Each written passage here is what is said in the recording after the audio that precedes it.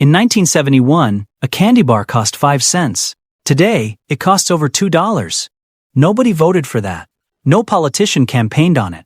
No law was ever passed that said, your money will lose 97% of its value. But it happened anyway. There's a tax you're paying right now. Today. This second. You didn't file for it. You can't deduct it. And almost nobody around you even knows its name. I'm going to show you exactly how it works. And exactly who's been collecting it. Let's go back. Way back. Before you, before me, before your grandparents. For most of human history, money was a promise you could actually check. A dollar was backed by gold sitting in a vault. If you didn't trust the government, you could walk in and demand the metal instead. Money couldn't lie to you, because it was tied to something that couldn't be created out of thin air. That system had a name. Economists call it the gold standard. And for a long time, it kept something remarkable in check.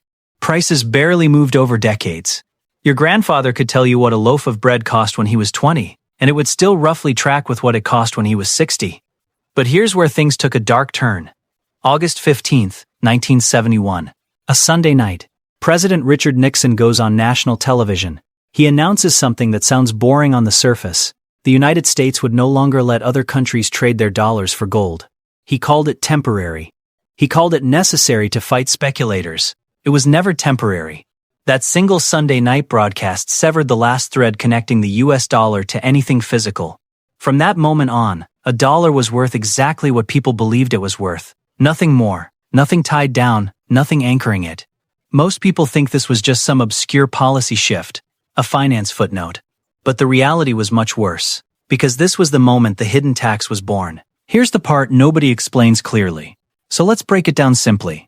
When a government or central bank creates new money, whether by printing it or, more commonly today, by adding zeros to a digital ledger, that new money doesn't create new wealth. No new factories appear. No new wheat fields grow overnight. No new houses get built just because new dollars exist. What happens instead is quieter and far more dangerous. The same amount of stuff now has to be divided among more dollars. Each dollar, therefore, buys a smaller slice. That's it. That's the whole mechanism. Prices don't rise because businesses got greedy. Prices rise because your money got diluted. But here's where things get personal. Because this isn't abstract. This is your paycheck, your savings account, your retirement fund. Every single dollar you're not spending today is quietly shrinking while you sleep. Now here's the twist that makes this different from every other tax you've ever heard of. A normal tax, you can see. It's on your paycheck stub. It's on your receipt. You know exactly who's collecting it and how much. This tax hides inside the price tag itself. And it doesn't hit everyone equally. That's the part that should really bother you. If you're wealthy, you own assets, real estate, stocks, businesses. When new money floods into the economy, it tends to reach asset prices first, and asset owners benefit as their portfolios climb in value.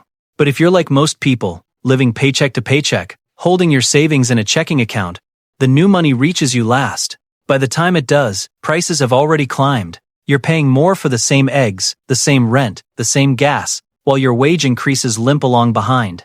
Economists have a name for this. They call it the Cantillon effect, named after an 18th century economist who noticed the exact same pattern. Almost 300 years ago. The people closest to the source of new money get richer. The people furthest away, the ones just trying to save a little each month, quietly get poorer. This isn't a conspiracy theory, it's math. And it's been happening, generation after generation, in almost every economy on Earth. Let's make this real. Since the Federal Reserve was created in 1913, the US dollar has lost roughly 97% of its purchasing power. Not because of one bad decade, not because of one war, because of a slow, steady, compounding erosion, year after year after year. Think about what that means for someone who did everything right. Someone who worked hard, saved diligently, and kept their money safely in a bank account for 40 years, exactly the way their parents told them to. That person didn't protect their wealth. They watched it evaporate, just slowly enough that they never noticed the theft in progress. But here's where the story gets even darker. Because the US isn't even close to the worst example. Germany, 1923. Money became so worthless. People burned it for fuel because it was cheaper than buying firewood. Workers were paid twice a day because prices doubled before lunch. A wheelbarrow of cash could get stolen, and the thief would dump the money and steal the wheelbarrow instead. Zimbabwe, the 2000s. Venezuela, the 2010s. Argentina, again and again across decades. Different countries, different centuries, same exact story on repeat. Governments spend more than they collect. They cover the gap by creating new money. And the population pays the difference, not through a tax bill, but through a grocery bill that keeps climbing no matter how hard they work.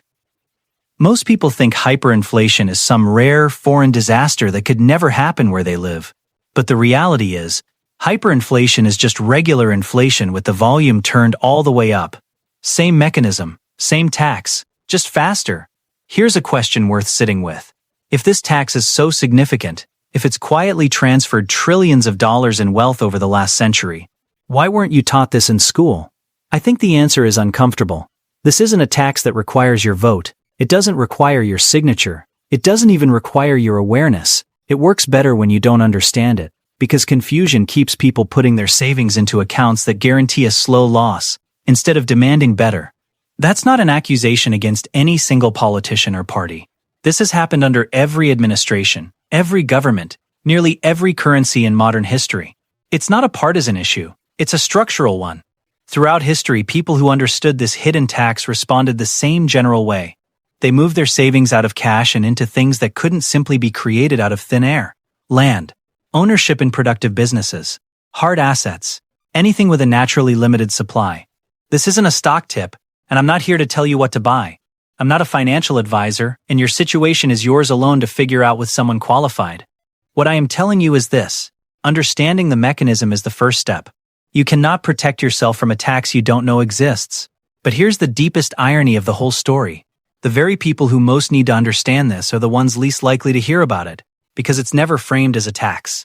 It's framed as just the economy, as normal, as something you're supposed to accept without question. It isn't normal. It's a choice made by institutions that has consequences for you. Here's what stays with me every time I think about this.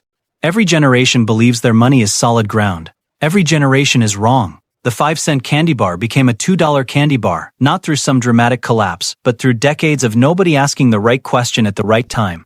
So here's the real question I want to leave you with. If your money has been quietly losing value every single year of your life, what else have you been told is just normal that actually isn't? If this is the kind of story that makes you look at your bank account differently, you're exactly who this channel is for. I dig through financial history to find the moments that quietly reshaped how ordinary people live, the decisions made in boardrooms and government offices that never made headlines, but changed everything anyway. Every week, I bring one of those stories here. If you want to actually understand the systems shaping your money, instead of just feeling the effects of them, subscribe and join a community of people who'd rather know the truth than stay comfortable. Because the first time you see the hidden tax, you can't unsee it.